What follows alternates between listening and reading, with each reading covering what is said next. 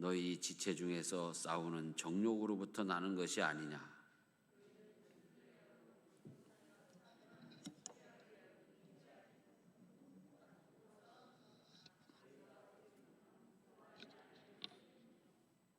구하여도 받지 못함은 정욕으로 쓰려고 잘못 구하기 때문이라.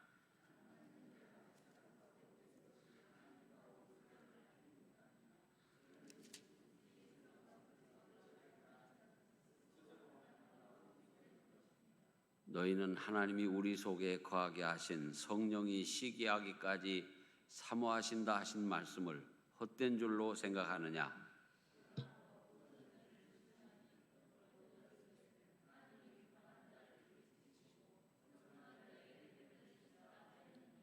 그런즉 너희는 하나님께 복종할지어다. 마귀를 대적하라. 그리하면 너희를 피하리라.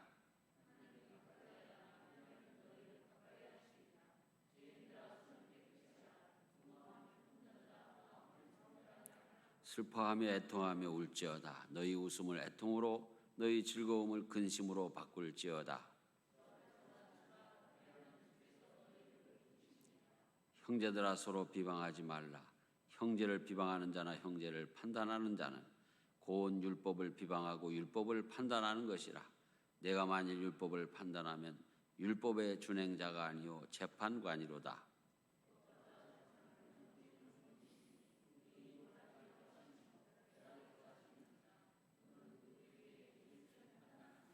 들으라. 너희 중에 말하기를 오늘이나 내일이나 우리가 어떤 도시에 가서 거기서 1년을 머물며 장사하여 이익을 보리라 하는 자들아.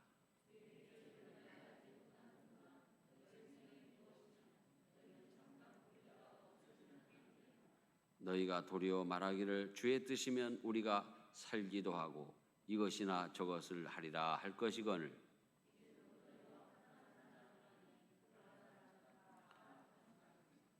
다 같이. 그러므로 사람이 선을 행할 줄 알고도 행하지 아니하면 죄니라. 아멘. 우리 273장 찬송 한 장 하십시다.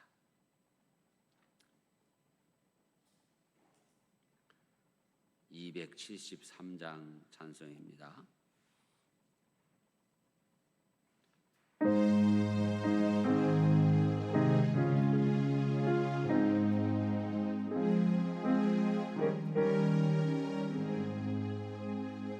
너 주를 멀리 떠났다 이제 옵니다. 나 죄의 길에 시달려 주여 옵니다. 나 이제 왔으니 내 집을 찾아 주여 나를 받으사 맞아주소서. 그게 한 세월 보내고 이제 옵니다. 나 내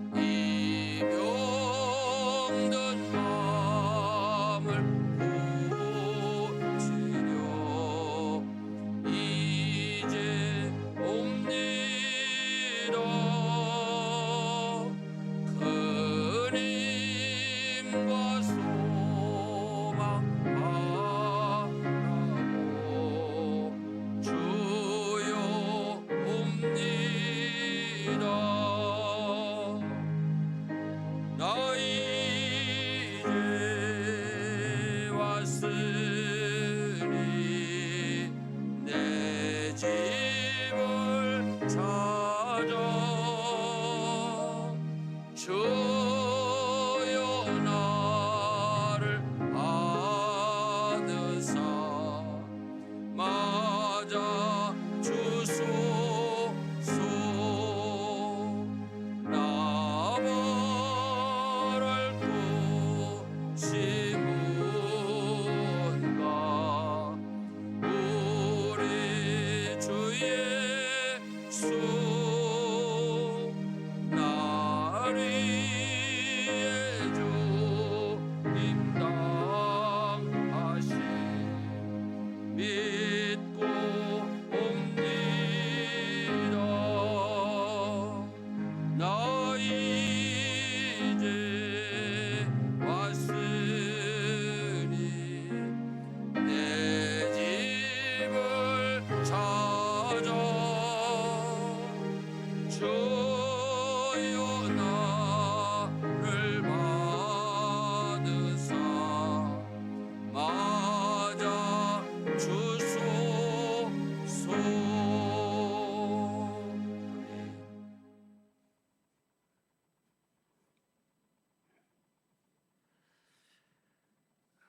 예수님을 구주로 고백하는 성도들은 예수의 이름으로 언제 어디에서나 어떤 형편과 처지에서라도 기도할 수 있고 이것은 성도의 특권이라고 말씀을 드렸습니다.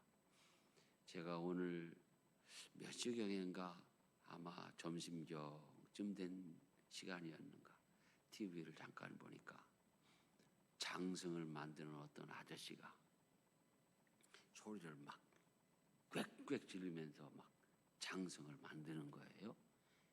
자, 그때 이제 이 방송국 그 MC가 가서 왜 이렇게 장승을 만드는데 소리를 이렇게 지르면서 기합을 주면서 만듭니까? 그랬더니 이 장승에 기를 넣어 갖고 만들어야 이게 영험한 거다. 그런 얘기를 하더라고요. 여러분, 우리가 살아계셔서 역사하시는 하나님 앞에 기도할 수 있는 성도가 되었다. 그것은 얼마나 천만다행한 일이고 얼마나 축복된 일인지 모릅니다. 다만 우리가 하나님 앞에 기도할 때는 반드시 예수의 이름으로 해야 됩니다.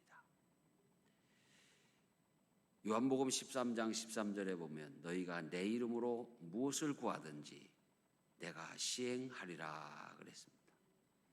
나는 하나님 앞에 기도할 자격이 없습니다. 능력도 지식도 지혜도 없습니다. 기도라고 하는 것은 우리가 하나님을 대면하는 것이잖아요. 자, 우리가 예수의 이름 없이 하나님을 대면하면 죽습니다. 시내산에서 모세가 하나님을 배울 때에 하나님이 어떻게 하셨습니까? 손으로 딱 가리면서 지나가셨습니다. 보면 안 된다는 거예요. 그러나 이제 이 신약 시대에 우리는 분명히 예수 그리스도의 십자가의 은혜로 하나님께 직접 기도할 수 있게 되었다. 찬송도 마찬가지고 하나님의 말씀을 읽고 묵상할 수 있는 것도 마찬가지입니다. 우리가 예수의 이름으로 기도할 때 기도의 문이 열리는 거예요. 다른 이름으로 하면 안 돼요. 옛날에 제가 국민학교 때 읽은 그 이야기책이 하나 있어요. 좀 다른 종교적 배경을 가지고 있는 이야기지만 알리바바와 40인의 도둑. 그 얘기 여러분 아시죠? 네. 착한 동생이 어느 날 도둑들의 그 보물창고 동굴을 알게 됐어요. 그런데 그 도둑들이 들어갈 때 이렇게 어떤 암호를 외우고 들어가는 거예요. 그래서 이 알리바바도 나중에 그 동굴에 가가지고 보물을 잔뜩 가지고 나와서 부자가 됐다. 그런데 못된 형이 너무 배가 아파가지고 너 뭐라고 어떻게 된 거냐? 그랬더니 착한 동생은 사실대로 얘기를 해줬어요. 자, 이 마음씨가 나쁜 형은 그 동굴에 들어가가지고 여기저기 막 보석이 막 있으니까 막 끌어모으고 막 정신없이 하다가 동굴 문 열고 닫는 암호를 잊어먹어서 그래가지고 열려라 참깨 열려라 들깨 뭐 별의별 거 다 대다가 도둑들이 와가지고 잡혀서 죽었고 그 다음 어떻게 됐는지 나도 모르죠. 그러나 보세요. 우리가 아무리 이 지식과 지혜와 능력이 출중하다고 해도 하나님 나라의 문을 열 수가 없고 우리가 주님을 만날 수가 없어요. 주님이 우리를 만나 주시러 오셔야 만나는 거예요. 자, 우리가 주님을 만나기를 원합니다 할 때에 우리가 주님 만나 주겠다는 게 아니에요. 주님 나를 좀 만나 주세요. 그거예요. 우리가 무슨 방법으로 예수님을 만납니까? 날아가면 만날 수 있을까요? 땅을 파고 들어가면 만날 수 있을까요? 주님이 내게 오셔야 돼요.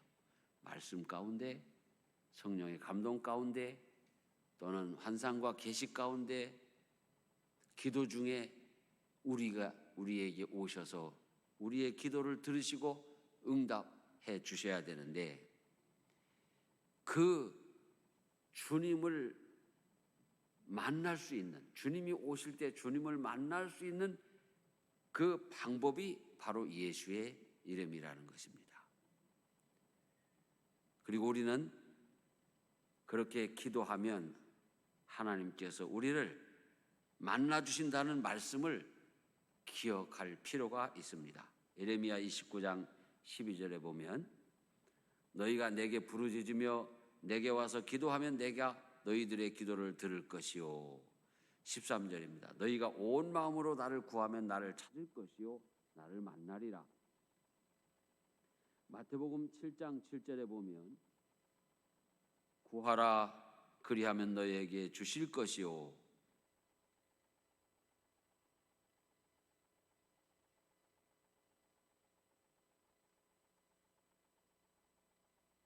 찾는 이는 찾아낼 것이요 두드리는 이에게는 열릴 것이니라 말씀하셨습니다.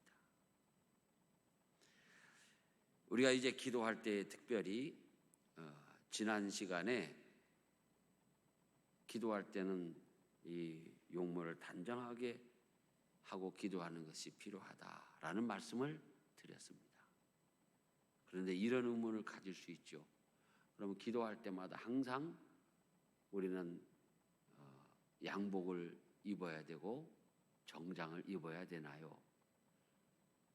제가 말씀드린 것은 예배당에 나와서 기도하실 때 또는 공중 앞에서 기도할 때 가급적 단정하게 용모를 이렇게 정비하고 기도하는 것이 필요하다 말씀드렸고요. 우리가 삶의 자리에서는 그 모습 그대로 기도할 수 있습니다. 운전하는 사람은 운전대를 붙들고 또 공장에서 일하는 사람은 일하면서 일하는데 망치를 두드리면서 쥐어 하고 망치를 두드리는데 눈 감고 두드릴 수는 없는 거 아니에요. 눈 뜨고 기도할 수 있죠. 또 우리는 얼마든지 눈을 감고 기도할 수 있습니다. 잠자리에서는 우리가 잠옷을 입고 기도할 수도 있습니다. 그러나 이제 우리가 언제 어디서나 어떤 모습으로 기도해도 예수의 이름으로 기도해야 된다는 것만큼은 분명합니다. 다음에 오늘 우리가 이제 이야기하고자 하는 것은 기도란 영적 호흡이며 영적 싸움이다라는 것입니다. 우리가 호흡을 멈추면 죽겠지요. 여러분 중에 개인 차이는 있지만 호흡을 멈출 수 있는 시간이 얼마나 될까요? 저는 비교적 폐활량이 커서 한동안 숨을 참을 수가 있습니다. 그래서 어렸을 때 여름에 내과에 나가면 친구들하고 물속에 쏙 들어가서 오래 버티기 시합을 하곤 했습니다. 그런데 어느 날 내가 참고 나오면 한 녀석이 항상 나보다 늦게 나와. 분명히 나보다 이 호흡이 짧은데, 그래서 물에 들어가 가지고 이렇게 눈을 뜨고 보니까 같이 풍덩 들어가 놓고 이 녀석이 잠시 후에 올라가 가지고 숨을 쉬고서는 또 다시 들어가는 거예요. 예? 그래서 이 녀석이 술을 썼구나 하고서는 가까이 가가지고 올라가려 할 때 머리를 콱 눌러버려요. 못 올라가게. 그랬더니 막 아둥바둥 야야야 내가 졌어 살려줘. 자, 우리가 호흡이라는 것은 잠시라도 쉬면 우리는 큰일을 당하게 돼 있습니다. 특별히 제가 요즘은 더 생각하는 것이 우리가 어떤 일로 인해서 이렇게 딱 쓰러졌을 때, 특히 이 뇌경색이나 이쪽으로 호흡이 멈추면 이 뇌세포가 잠시 후부터 상하기 시작한다는 거예요. 이 호흡이라는 게 그렇게 중요하죠. 그래서 우리가 이제 기도도 마찬가지예요. 우리가 기도를 쉬면 쉬는 만큼 영적인 삶이 손해가 난다. 또 우리는 의식적으로 무의식적으로 호흡을 합니다. 여러분, 내가 호흡을 해야지, 숨을 쉬어야지 하고 하루에 한 번이라도 그러신 적 있습니까? 없잖아요. 그냥 쉬잖아요. 그리고 주무실 때 여러분 호흡을 하십니까? 안 하십니까? 합니다. 그러니까 우리가 의식을 가지고 호흡을 하든지 무의식 속에서 호흡을 하든지 우리는 무조건 호흡을 해야 삽니다. 기도도 마찬가지입니다. 의식적으로 우리가 기도할 수 있죠. 내가 기도해야지. 우리 기도의 대부분은 의식적인 거예요. 내가 일주일간 금식 기도해야지. 내가 새벽 기도해야지. 내가 특별 기도해야지. 의식적으로 하는 거예요.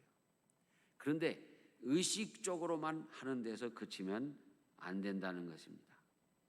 우리는 무의식 가운데에서라도 쉬지 말고 기도해야 된다. 어떤 직구준 목사님이 그런 이야기를 하시기도 하셨어요. 일리가 있는 말이에요. 어떤 성도가 믿음이 출중하고 기도를 많이 하는 사람인지 알기를 원한다면 겨울날 빙판에 가서 확 밀어뜨리면 그 입에서 나오는 소리로 판단해 볼 수 있다. 주여 하면은 평소에 이 기도를 많이 하는 거고, 엄마야 하고 넘어지면 기도를 많이 안 하는 거다. 우스갯소리죠. 그러나 일리는 있어요. 그래서 나도 그 이야기를 염두에 두고 어느 날 나는 어떻게 될까? 그런데 정말 그런 순간이 왔어요. 근데 내가 그 순간에 주여 했을까요? 아니면 딴소리 했을까요? 미안하지만 난 딴소리 했어요. 정말 내가 여기서 말할 수 없는 그런 소리를 했어요.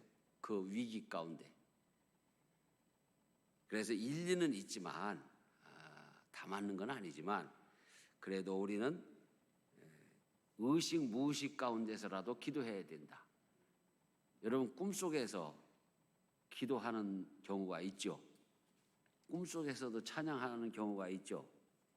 저는 꿈속에서 기도하고 찬양하는 경우는 별로 없는 것 같아요. 그런데 가끔 무슨 꿈을 꾸냐 하면 설교하는 꿈을 잘 꿔요. 예. 막 설교하는 꿈을 꾸면 많은 성도들이 막 아멘하고 은혜 받는 꿈을 꿔요. 그런데 어느 날은 기도 많이 안 하고 그럴 때 꼭 그런 꿈을 꿔요. 자주. 교인들은 많이 앉아가지고 나를 기다리는데 막 가운을 못 입고 막 헤매는 거예요. 아니 그 간단한 가운을 왜 못 입냐고.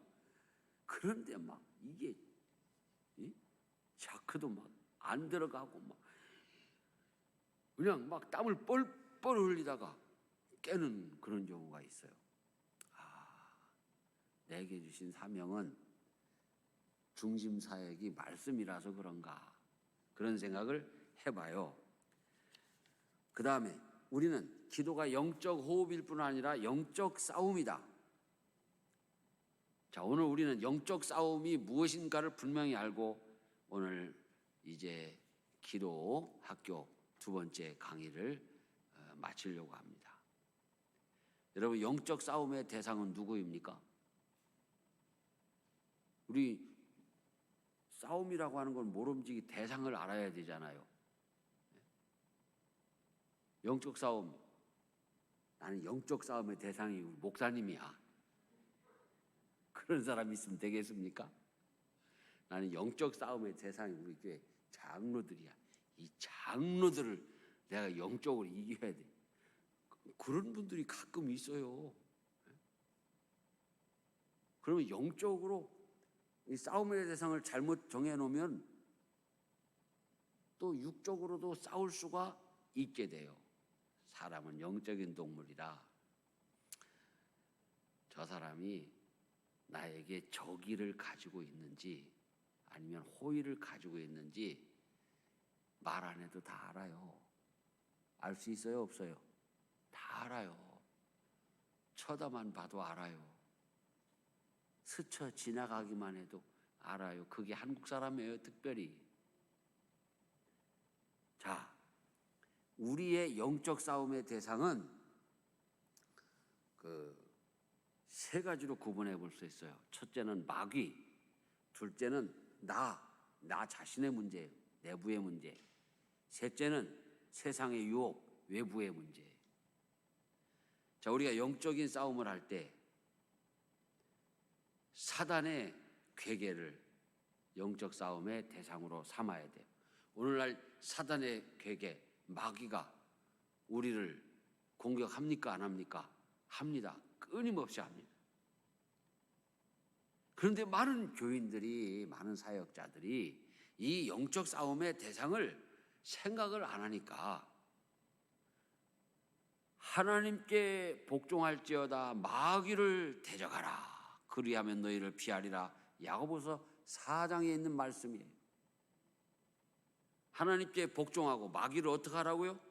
대적하라고 그랬는데 하나님께 대적하고 마귀에게 복종하는 그런 분들이 더러 계세요. 거꾸로. 얼마나 위험한 일입니까? 베드로전서 5장에 보면 근신하라 깨어라 너희 대적 마귀가 우는 사자같이 두루 다니며 삼킬 자를 찾나니 그랬습니다. 여러분, 우리는 이 마귀를 대적하기 위해서 기도해야 됩니다. 그런데 이 기도 생활이라고 하는 것은요, 혼자 할 때보다 둘이 하는 것이 더 힘이 나고 둘이 할 때보다 셋이 할 때 더 힘이 나요. 여러분 어떻습니까? 우리가 이제 한 1년 가까이 기도연대를 결성하고 서로 위해서 기도하고 있습니다. 그런데요, 우리가 날이 갈수록 시간이 지날수록 기도연대에 대한 어떤 열기가 이렇게 조금씩 가라앉는 것 같지만 저는 그렇게 보지 않습니다. 우리가 기도연대를 결성했다는 그 자체로 우리는 마귀를 대적할 수 있는 성벽을 만든 거예요. 그래서 유사시에는 우리가 즉시 모여서 합심 기도할 수 있고 철야 기도할 수 있고 또 우리가 위에서 기도할 수 있잖아요. 앉은 자리에서. 그래서 우리는 이제 기도로 연대하는 교회가 돼. 교회의 중요한 기능 중에 하나가 무엇입니까? 성도들이 하나 되는 거예요. 성령으로 하나 되는 거예요. 말씀으로 하나 되고 또 기도로 하나 돼야 돼. 이 세상의 마귀들이 항상 교회를 공격하고 또 교회 안에 있는 주의 종들과 성도들을 공격합니다. 그래서 넘어간 교회들이 없지 않아 있지 않습니까? 그죠? 있습니다. 항상 기도해야 돼요. 아주 오래전에 통일교에서 목사님들을 성지순례 보내드린다고 아주 기독교 단체로 가정해가지고 무료로 다 비용을 내고 보내드린다고 해가지고 목사님들의 그 꿈은 성지순례를 한번 다녀오는 거예요. 왜? 늘 가보지도 않은데 그냥 성경 읽고 뭐 여기는 이렇고 저기는 저렇고 하니까 우리끼리 하는 얘기가 우리는 맨날 거짓말해. 왜? 가보지도 않았으면서 가본 것처럼 얘기를 하니까 그래서 그건 거짓말은 아니지. 그렇죠? 그러나 가보기를 원해요. 사실 가봐도 특별한 것은 없어요. 예수님 계시던 그 골고다 언덕에 가도 예수님이 살아계셔서 기다렸어 어서 와 그러고 계시는 거 아니거든요. 옛날 유적지이죠. 그러나 옛날 여기서 예수님이 말씀을 가르치셨다. 여기서 옛날 예수님이 십자가에 달려 돌아가셨다. 이런 거 생각하면서 우리가 이제 또 은혜를 받는 것이죠. 우리는 이제 이 사단이 어떻게 우리를 공격해 들어오는가를 잘 눈치를 채야 돼요. 그때 그 목사님들이 갔다 와가지고 다 조사받고 난리 났었어요. 통일교회 온 것이 뒤늦게 발견됐거든요. 자, 우리가 관심 가지는 것, 내가 꼭 필요한 것, 이런 것을 마귀가 타고 들어오죠. 어떤 경우에는 그게 명예일 수도 있고 권력일 수도 있고 나의 약점일 수도 있고 단점일 수도 있어요. 어떤 경우든지 우리는 이 마귀가 우리를 공략하기 위해서 끊임없는 방법으로 시도를 한다는 사실을 알아야 되기 때문에 가장 좋은 방법은 여러분이 교회라는 그 믿음의 울타리를 벗어나지 않는 거예요. 다음으로 우리가 영적 싸움의 대상은 내부의 문제, 나 자신의 문제예요. 사실은 여러분 그 누가복음 11장에 보면 더러운 귀신이 사람에게서 나갔을 때 물 없는 곳으로 다니며 시기를 구하되 얻지 못하고 이에 이르되 내가 나온 내 집으로 들어가리라 하고 가서 보니 그 집이 청소되고 수리되었거늘 이에 가서 저보다 더 악한 귀신 7을 데리고 들어가서 거하니 그 사람의 나중 형편이 전보다 더 심하게 되느니라 그러셨어요. 문제는 어디에 있었나요? 내 안에 있어요. 내 마음에. 그렇기 때문에 우리가 우리의 마음을 시험에 들지 않게 하려면 어떻게 해야 될까요? 주님을 내 안에 모시고 예수님 중심, 십자가 중심으로 살아야 돼요. 다른 거가 중심이 되게 하면 안 되는데 지금 이 순간도 끊임없이 다른 것이 신앙의 중심이라고 이야기하고 부르짖고 힘 있는 사람들이 그렇게 밀어붙이고 있어요. 여러분, 환경을 보호하는 것은 그 좋은 일이지 우리 구원의 복음이 아니잖아요. 그죠? 환경 보호해야죠. 자, 여러분, 쓰레기 분리수거하는 거 좋은 일이죠. 그러나 우리가 쓰레기 분리수거 아무리 잘해도 우리 죄된 영혼이 죄 용서받고 구원받는 거 아니에요.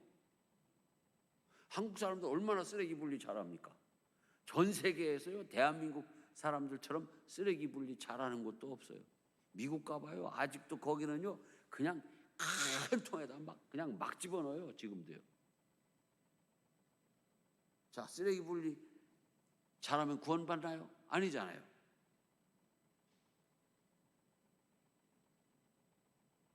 우리 마음이 그 예수님이 중심이 돼서 십자가가 우리 속에서 역사해야 돼. 그래야 내 안에 이 문제들을 이겨낼 수가 있어요. 내 안에 문제가 뭐가 있나요? 무지하게 많지요. 여러분 각자 문제가 다 달라요. 내 안에 나도 무엇이 들어있는지 알 수 없을 만큼 많아요. 그래서 가끔 나도 헷갈리고 마음이 괴로울 때는 유튜브에서 그 노래를, 그 찬양을 틀어요.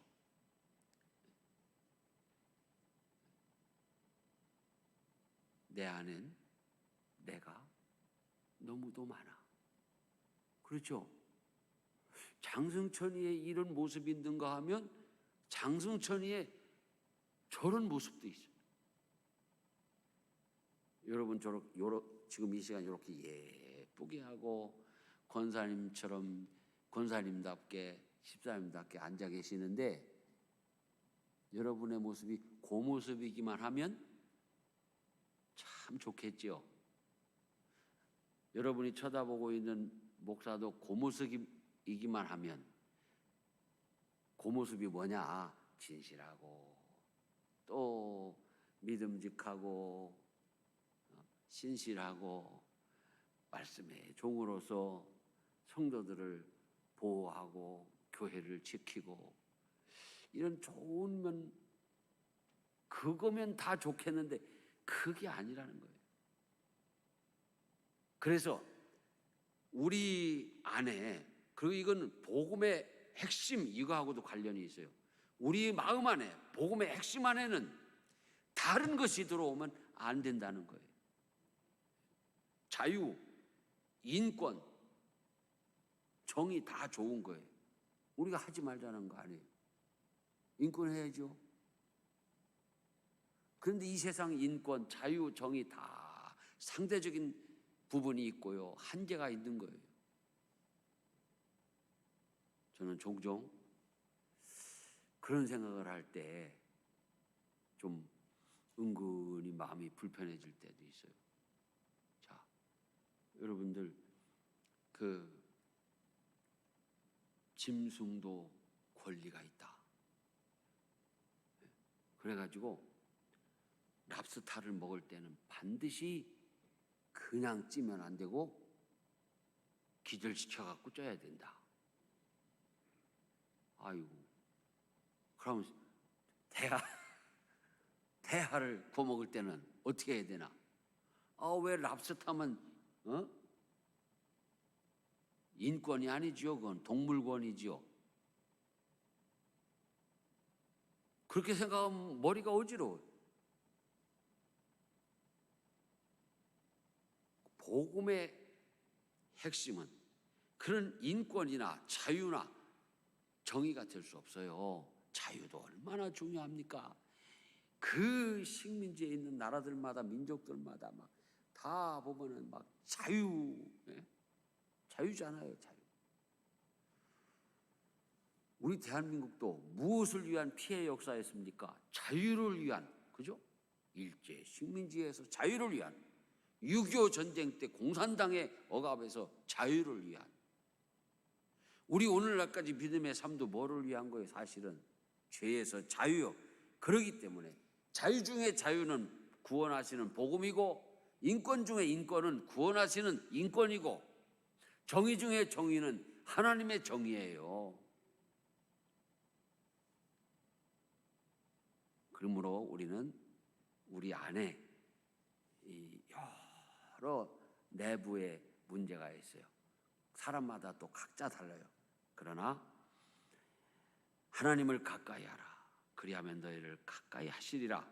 죄인들아 손을 깨끗이 하라. 두 마음을 품은 자들아 마음을 성결하게 하라. 슬퍼하며 애통하며 울지어다. 너희 웃음을 애통으로 너희 즐거움을 근심으로 바꿀지어다. 주 앞에서 낮추라. 그리하면 주께서 너희를 높이시리라 하셨습니다. 세 번째, 우리의 영적 싸움의 대상은 이제 외부를 향해서 눈을 돌려야 됩니다. 세상의 유혹이죠. 이게 마귀의 공격은 아니지만 세상의 유혹도 우리 영적 싸움의 대상일 수 있어요. 야고보서 4장, 오늘 우리가 읽은 말씀 중에 너희는 유혹의 욕심을 따라 썩어져가는 구습을 따르는 옛사람을 벗어버리고 오직 너희의 심령이 새롭게 되어 하나님을 따라 의와 진리의 거룩함으로 지으심을 받은 새 사람을 입으라. 자, 유혹의 욕심을 따라 썩어져가는 구습을 버려라 그랬어요. 우리가 이렇게 맞닥뜨릴 수 있는 세상의 유혹들, 그 중에 또 대부분들은 죄 아닌 것들이 많아요. 제가 가끔 미끄럼틀이라는 얘기를 하잖아요. 직접 죄와 관련이 있어가지고 우리를 공격하는 것은 사단의 공격이죠. 그런데 그 직접 죄와는 상관이 없는데 거기에 빠지면 결국 죄를 짓게 되는 일이 너무나 많아요. 제 친구 목사님은 목회를 그만 접게 됐어요. 뭐 때문에? 바둑 때문에. 여러분, 바둑이 죄입니까 아닙니까? 바둑 두는 거 죄 아니죠? 그런데 이 목사님이 그냥 바둑 두는 사람하고 딱 하니 바둑판 앞에 앉으면 5시간, 6시간, 어떤 때는 하루 종일 그냥 아다리 하고 앉아있는 거예요. 언제 설교 준비하고 언제 목회 준비합니까? 결국은 목회를 접을 수밖에 없었어요. 그래서 저도 바둑을 배우려다가 그러는 거 보고 안 배웠어요. 그냥 어렸을 때 사랑방에 가서 형들이 두는 장기만 좀 배웠어요. 장이야 멍이야. 장기는 지금도 곧잘 둡니다. 그런데 바둑이든 장기든 그 자체로는 죄가 아니에요. 자, 세상에서 먹는 문제도 먹는 게 뭐가 죄입니까? 죄 아니죠. 그런데 먹는 문제가 유혹이 돼서 거기에 잘못하면 죄가 되는 수가 있어요. 우리의 취미생활, 먹는 거, 입는 거, 우리 문화생활 하는 것 대부분이 그런 경우입니다.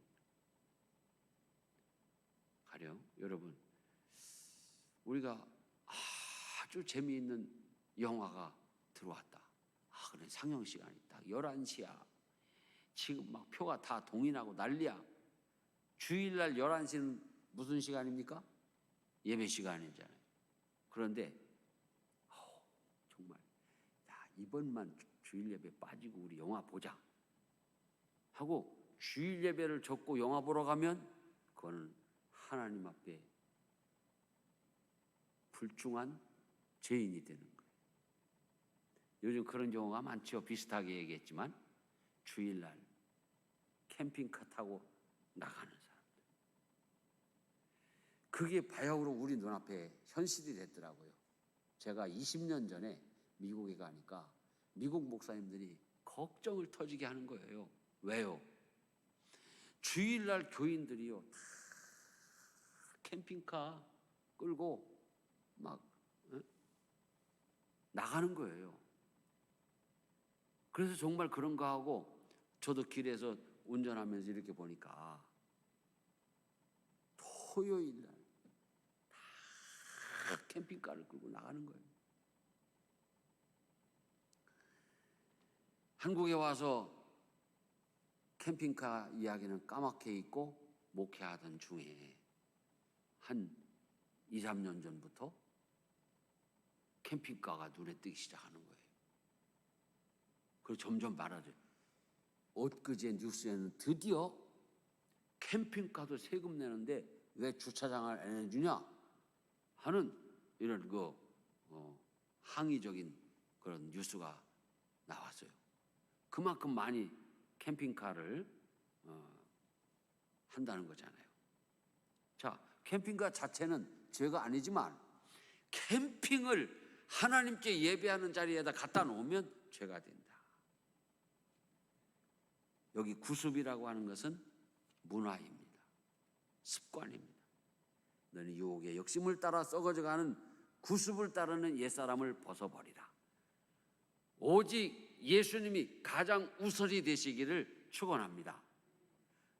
얼마든지 우리는 하나님께 예배하고 기도하면서 캠핑도 할 수 있고 등산도 할 수 있고 여행을 할 수 있습니다. 죄와 사탄의 공격을 막아내고 이기기 위해서 기도하면 하나님께서 우리의 영적인 호흡을 원활하게 해주시고 건강하게 해주실 줄 믿습니다. 끝으로 우리가 기도할 때에 우리는 기도를 통해서 하나님이 마음을 바꾸기를 원합니다. 여러분 그런 생각 안 해보셨어요? 내가 기도를 열심히 하면 하나님이 마음을 바꾸실 거야. 마음을 응답 안 하기로 했는데 응답하는 걸로 마음을 바꿔야 돼. 이렇게 생각하면 안 된다는 거예요. 하나님은 오늘 우리가 말씀한 대로 언제든지 응답하시려고 우리에게 응답하시기를 원하시는 하나님이시다. 그런데 많은 사람들이 하나님을 바꾸려고 기도한다는 거예요. 여러분, 우리는 기도함으로 말미암아 누가 변화돼야 돼요? 내가 변화돼야 돼요. 기도를 통해서 내가 변화되는 그 체험을 해야 기도의 진정한 응답이 주어진다는 것을 알아야 됩니다. 물론 우리가 너무 급할 때 필요한 것을 구함으로 하나님이 응답하시지만요, 우리가 기도함으로 인해서 내가 변화되는 이 체험을 반드시 해야 된다는 것입니다. 데살로니가전서 5장 16절에 보면 항상 기뻐하라, 쉬지 말고 기도하라, 범사에 감사하라, 이것이 그리스도 예수 안에서 너희를 향하신 하나님의 뜻이니라 말씀하셨습니다. 오늘도 우리는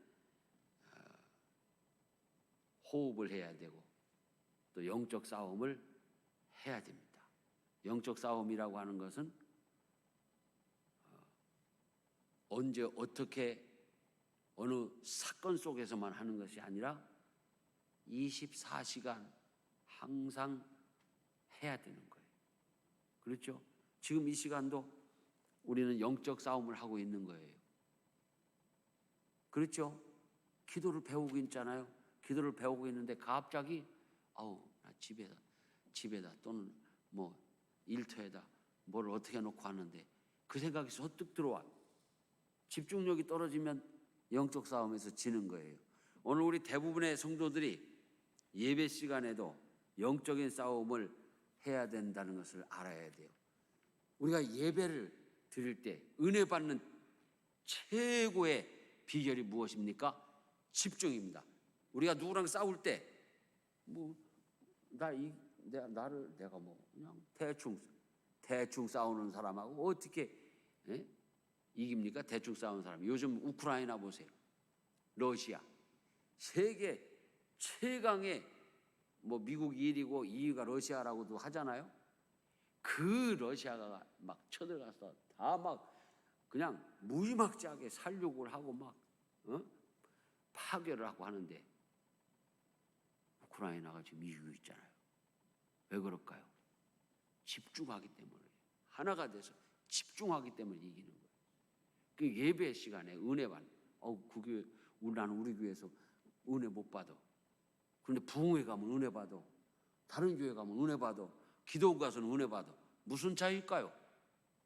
아니 목사님 설교가 다른가요? 여기서 드리는 하나님하고 저 기도원 가서 하는 하나님하고 다른가요? 아니에요. 내가 어느 날 기가 막힌 걸 봤어요. 그때만 해도 기도원 많이 갈 때예요. 우리 교회에서 예배 드릴 때는 아멘을 하지도 않던 교인들이 다시는 안 데리고 가요. 예?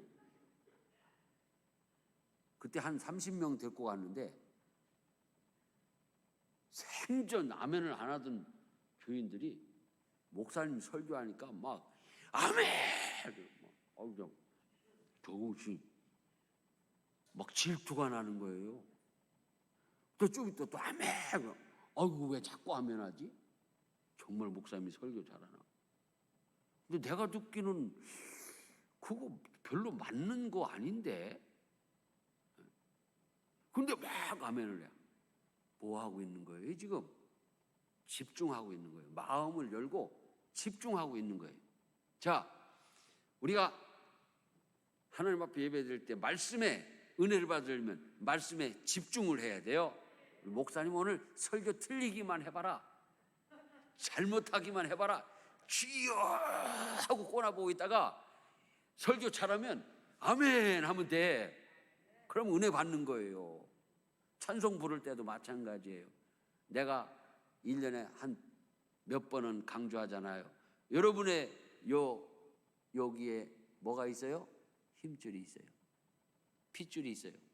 이 핏줄이 요래 좀 툭 튀어나올 정도로 찬송을 해야 돼요. 가령 오늘 뭐 불러서 나를 사랑하는 주님 그거 불렀죠.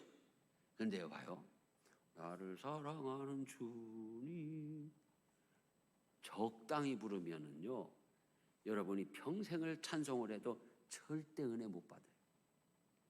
정말입니다. 그런데 여러분이 뭐 정말 최선을 다해서 찬양을 해보세요. 몇 번 못 불러서 눈물이 왈칵 쏟아지고 마음이 확 열리고 감동이 오게 돼 있어요. 집중하는 거예요. 찬송에. 기도도 마찬가지고. 그래서 여러분 영적 전쟁, 기도는 영적 전쟁이다. 기도를 통해서 내 안에 있는 죄를 회개하고 내 약한 것, 내 죄된 것을 다 하나님께 맡기고 승리하는 영적 전쟁인데 늘 승리하시는 우리 교회와 성도들 되시기를 축원합니다. 이 시간 우리